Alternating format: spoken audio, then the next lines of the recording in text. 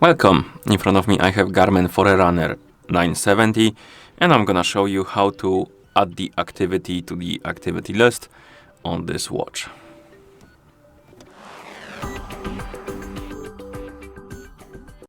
So first we need to open the activity list, and to do it press the start button and then tap on activities. And here we have the list of activities. Oh my bad, let's go back. You have the list of activities and you can scroll through it.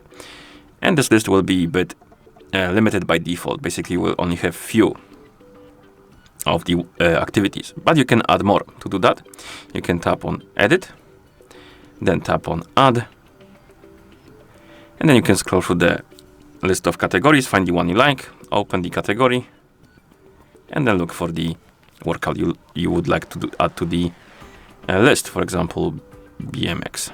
And then you can press the back button and the BMX will be added, as you can see, and then we can tap on done. And here we have it. You can also remove the workout. So if you tap on edit, press this button right here, the upper button, then press it again.